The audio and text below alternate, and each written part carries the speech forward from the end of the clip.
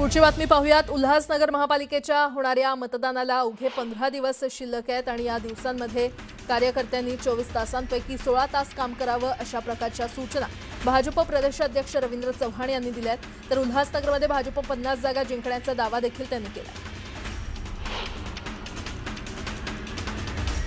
उल्हासनगर महापालिकेच्या निवडणुकीत एका प्रभागात भाजपनं 100% महिला उमेदवारांना प्राधान्य दिलंय। प्रभाग क्रमांक 13 हा 4 सदस्य संख्या असलेला प्रभाग आहे। भाजपनं या प्रभागात सर्वच्या सर्व महिला उमेदवार निवडणुकीच्या रिंगणात उतरवलेल्या आहेत। मंत्री भरत गोगावले यांनी उपमुख्यमंत्री एकनाथ शिंदे यांची भेट घेतली। भरत गोगावले यांचे महाड संपर्क प्रमुख प्रमोद गोगावले यांनी प्रभाग क्रमांक 19 मधून अपक्ष उमेदवारी अर्ज भरलाय। यावेळी उमेदवारी अर्ज मागे घेण्यासंदर्भात चर्चा झाल्याची माहिती आहे। ठाण्यातील भाजप निवडणूक प्रभारी निरंजन डावखरे आणि ठाणे जिल्हाध्यक्ष संदीप लेले यांनी उपमुख्यमंत्री शिंदे यांची भेट घेतली। बंडखोर म्हणू नका, कार्यकर्ते आहेत ते ऐकतील आमचं। दरम्यान अधिक नगरसेवक बिनविरोध निवडून येतील असे संकेत संदीप लेले यांनी दिले। संपूर्ण राज्याचं लक्ष लागून राहिलेल्या बारामती नगरपरिषदेची निवडणूक पार पडल्यानंतर सातव कुटुंबातील तिसऱ्या पिढीतील सचिन सातव यांनी आपल्या नगराध्यक्षपदाचा पदभार स्वीकारला। पदभार स्वीकारण्यापूर्वी सचिन सातव यांनी आपले बंधू नितीन सातव यांच्या दुचाकीवरून शहरातील छत्रपती शिवाजी महाराज पुतळ्याला डॉक्टर बाबासाहेब आंबेडकर हुतात्मा स्तंभ यांना पुष्पहार अर्पण केलं। सेनापती पडला पण सैन्य जिंकलं। धरणगावात आमचे तब्बल 15 नगरसेवक निवडून आलेले आहेत। मात्र नगराध्यक्षपदासाठी जनतेनं ज्या उमेदवाराला मान्यता दिली त्यांना मीही मान्य करतो असं स्पष्ट मत गुलाबराव पाटील यांनी व्यक्त केलं। उद्धव ठाकरे राज ठाकरे यांच्या शिवतीर्थ निवासस्थानी जाऊन त्यांनी भेट घेतलेली आहे। दोन्ही ठाकरे बंधूंमध्ये तब्बल 4 तास चर्चा झाली। या 4 तासात वचननामा, मुंबईमध्ये होणाऱ्या सभा आणि रॅलीवर चर्चा झाल्याची माहिती समोर आली। वसई भाजपमध्ये तिकीट वाटपावरून निर्माण झालेली नाराजी गुरुवारी उघडपणे समोर आली। भाजपच्या एका ज्येष्ठ कार्यकर्त्यानं आपल्या नाराजीला वाट करून दिली। निष्ठावंतांना डावलून भाजपनं आयाराम गयारामांना तिकीट दिल्यानं भाजप कार्यकर्त्यानं नाराजी व्यक्त केली। पुणे मुंबई एक्सप्रेस वेवर कारला आग लागली। धावत्या कारला अचानक आग लागल्यानं कार पूर्णतः जळून खाक झाली। सुदैवानं या घटनेत कोणतीही जीवितहानी झाली नाही। शिवसेना उबाठा पक्षाचे 3 उमेदवार नॉट रिचेबल असल्याचं जिल्हा संपर्क प्रमुख संजय सावंत यांनी सांगितलं। महायुतीचा उमेदवार बिनविरोध व्हावा यासाठी दबाव टाकला जात असल्याचा आरोपही शिवसेना उबाठा पक्षाकडून करण्यात आला। उपमुख्यमंत्री एकनाथ शिंदेंच्या ठाण्यातील निवासस्थानी महत्त्वपूर्ण बैठक पार पडली। यावेळी काँग्रेसचे जिल्हाध्यक्ष विक्रांत चव्हाण एकनाथ शिंदे यांच्या भेटीला गेले होते, त्यामुळे चर्चांना उधाण आलं। मुंबईतील प्रभाग क्रमांक 87चा वाद उच्च न्यायालयात पोहोचलाय। भाजप उमेदवार कृष्णा पारकर यांच्या उमेदवारी अर्जावर आक्षेप घेत अपक्ष उमेदवार महेंद्र पवार यांनी निवडणूक आयोगाकडे तक्रार केली होती। मात्र निवडणूक आयोगानं तक्रार फेटाळल्यानं महेंद्र पवार उच्च न्यायालयामध्ये त्यांनी धाव घेतली। वाशी विभागात शिवसेनेला जोरदार धक्का बसलाय। दर्शन भोईर यांनी असंख्य कार्यकर्त्यांसह भाजपमध्ये प्रवेश केलाय। प्रभाग 17 मधून दर्शन भोईर भाजप पुरस्कृत उमेदवार म्हणून निवडणूक लढवणार आहेत। भाजपनं तिकीट नाकारल्यानंतर नाराज कार्यकर्ते आणि शक्ती महाराज यांनी बच्चू कडूंची भेट घेतली। कोणत्याही पक्षातल्या कार्यकर्त्यावर अन्याय होता कामा नये। सतरंजी उचलायला भाजप कार्यकर्ता आणि निवडणूक आली की तुम्हाला पैसेवाले लोक दिसतात अशी टीका बच्चू कडू यांनी केली आहे। ज्याला जास्त मास त्याला आम्ही पाडतो। एबी फॉर्मसाठी कोण वाहनांच्या मागे पळत होतं, कुणाचा कोणाला ताळमेळ नाही असं म्हणत जरांगे यांनी भाजपवर टीका केली आहे। तुमच्या लेकरांना आरक्षण तसं आमच्या लेकरांनाही आरक्षण द्या असं जरांगे म्हटलं। छत्रपती संभाजीनगरमध्ये मेरिटवरच सर्व उमेदवार दिले आहेत। सर्व नाराज आणि बंडखोरी करून उमेदवारी दाखल केलेले अर्ज मागे घेतील असं चंद्रशेखर बावनकुळे म्हटलेत। राज्यातील 29 महापालिकांमध्ये भाजप आणि महायुतीचाच महापौर बसेल असा दावा बावनकुळे यांनी केला। छत्रपती संभाजीनगर महानगरपालिकेसाठी ठाकरेंच्या पक्षाच्या उमेदवारांना धमक्या येत असल्याचा आरोप अंबादास दानवे यांनी केलाय। या धमक्या खपवून घेतल्या जाणार नाहीत। प्रत्येक फोनचा हिशोब मी ठेवत असून जर असे फोन करत राहिलात तर तुमची गाढवावरून मिरवणूक नाही काढली तर माझं नाव अंबादास दानवे नाही असं म्हणत त्यांनी निवडणूक आयोगाला इशारा दिला। जळगाव महापालिकेत शिवसेनेनं हॅट्रिक केली आहे। प्रभाग क्रमांक 9 मधून प्रतिभा देशमुख यांनी नगरसेवकपदी बिनविरोध निवड झाली आहे। या निवडीनंतर महापालिकेबाहेर कार्यकर्त्यांनी जल्लोष केला। अहिल्यानगर महानगरपालिका निवडणुकीत राष्ट्रवादीचे उमेदवार कुमार सिंह वाकळे आणि प्रकाश भागनगरे यांची बिनविरोध निवड झाली आहे। प्रभाग क्रमांक 11 आणि 14 मधून दोन्ही उमेदवार बिनविरोध निवडून आले।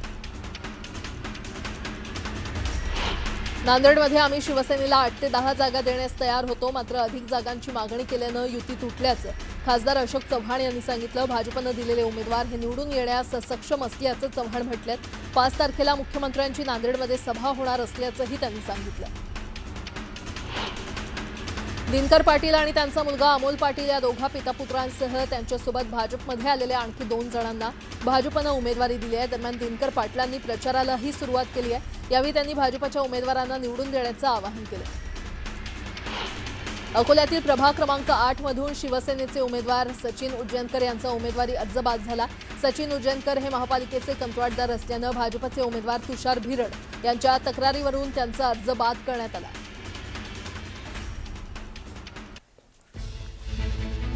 आणि आता एक मोठी बातमी। मुंबई महापालिका निवडणुकीच्या पार्श्वभूमीवर शिवसेनेमध्ये अंतर्गत नाराजी आणि बंडखोरी उघडपणे समोर येते। बंडखोर उमेदवारांची यादी दिवसेंदिवस वाढत असल्याचे चित्र आहे।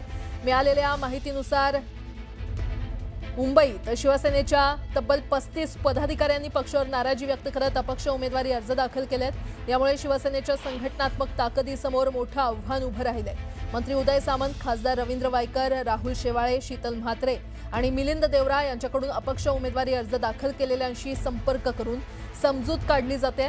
आज अर्ज मागे घेण्याचा शेवटचा दिवस असून बंडखोर उमेदवारांची समजूत काढण्यात शिवसेना नेत्यांना यश येतंय का हे पाहणं महत्त्वाचं ठरणार आहे।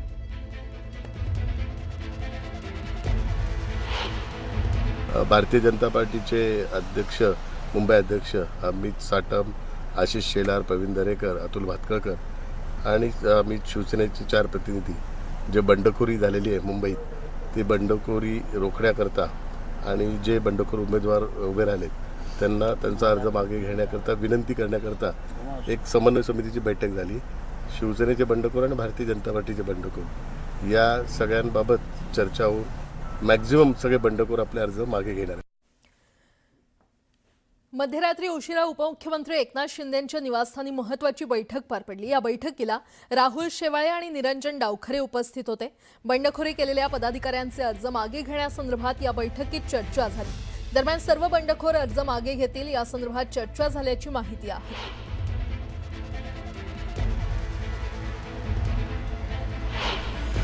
जे महायुतीचे आमचे उमेदवार आहेत त्याच्यामध्ये जे आमच्याही पक्षाचे आणि त्यांच्या पक्षाचे जे उमेदवार जे त्यांच्याकडचे जे लोक आहेत त्यांनी जे अपक्ष फॉर्म टाकलेले आहेत त्यांचे फॉर्म विड्रॉवल संदर्भात त्यांनी काही लोकांशी विनंती केली, आम्ही काही आमच्या लोकांशी विनंती केली। या संदर्भातली खरं तर काम या इकडे चालू होतं।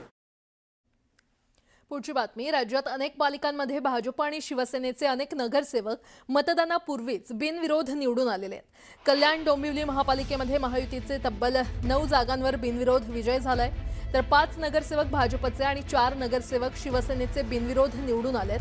पनवेलमध्ये भाजपचा 1 नगरसेवक निवडून आलाय, धुळ्यामध्ये भाजपचे 3 नगरसेवक निवडून आले, तर तिकडे जळगावमध्ये शिवसेनेचे 3, भाजपचा 1 नगरसेवक निवडून आलाय। अहिल्यानगरमध्ये राष्ट्रवादीनं खातं उघडलं असून तिथे अजित पवारांच्या राष्ट्रवादीचे 2 नगरसेवक निवडून आलेले आहेत।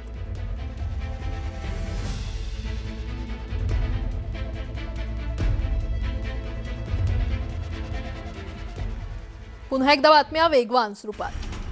कोलकाता आणि गुवाहाटी दरम्यान धावणाऱ्या देशातील पहिल्या वंदे भारत स्लीपर ट्रेनला पंतप्रधान नरेंद्र मोदी लवकरच हिरवा झेंडा दाखवतील, अशी माहिती रेल्वे मंत्री अश्विनी वैष्णव यांनी दिली आहे। पश्चिम बंगालमधील हावडा आणि आसाममधील गुवाहाटी दरम्यान धावणाऱ्या वंदे भारत स्लीपर ट्रेनचं भाडं हवाई प्रवासाच्या तुलनेत लक्षणीयरित्या कमी असेल।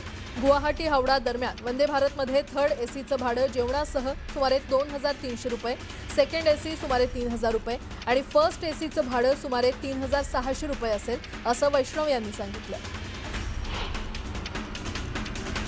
मुंबईकरांना नवीन वर्षाच्या पहिल्याच दिवशी ऐन हिवाळ्यात पावसाळा अनुभवायला मिळाला।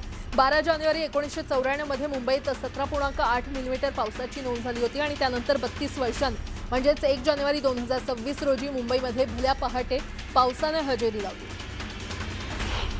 पश्चिम रेल्वेच्या मेल एक्सप्रेस, मेमू आणि डेमू गाड्यांचं नवीन वेळापत्रक हे 1 जानेवारीपासून अंमलात आलंय. त्यामुळे मुंबईहून सुटणाऱ्या आणि मुंबईमध्ये येणाऱ्या 45 लांब पल्ल्याच्या गाड्या 2 ते 11 मिनिटांनी लवकरच गंतव्यस्थानी पोहोचणार आहेत. याशिवाय 28 गाड्यांचा वेग वाढवण्यात येणार असून त्यामुळे दररोज एकूण 157 मिनिटांची वेळ बचत होणार असल्याची माहिती पश्चिम रेल्वेच्या अधिकाऱ्यांनी दिली.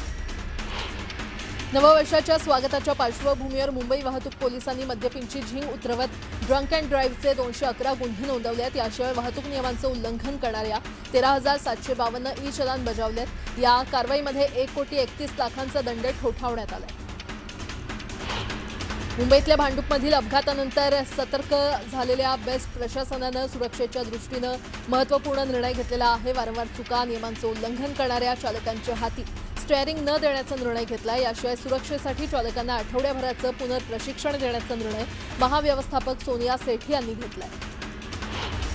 तेल कंपन्यांनी व्यावसायिक वापराच्या LPG सिलेंडरच्या दरात 111 रुपयांची वाढ केलेली आहे. मात्र दुसरीकडे विमान इंधनाच्या किमतीत 7.3% कपात केल्यानं विमान कंपन्यांना मोठा दिलासा मिळाला आहे. घरगुती गॅस सिलेंडरचे दर स्थिर ठेवण्यात आलेले आहेत. व्यावसायिक सिलेंडरच्या किमतींमध्ये गेल्या 3 महिन्यातील ही सर्वात मोठी वाढ असून यामुळे हॉटेलमधील खाद्यपदार्थांचे दर वाढण्याची शक्यता वर्तवली जाते. जीएसटी संकलनात डिसेंबर 2025 मध्ये वार्षिक 6.1% वाढ नोंदवण्यात आली आहे. डिसेंबर 2025 मध्ये देशाच्या एकूण जीएसटी संकलनात महाराष्ट्रानं पुन्हा एकदा आपलं वर्चस्व सिद्ध केलंय. एप्रिल ते डिसेंबर 2025 या 9 महिन्यात एकूण जीएसटी संकलनात महाराष्ट्राचा वाटा सुमारे 22% इतका राहिला.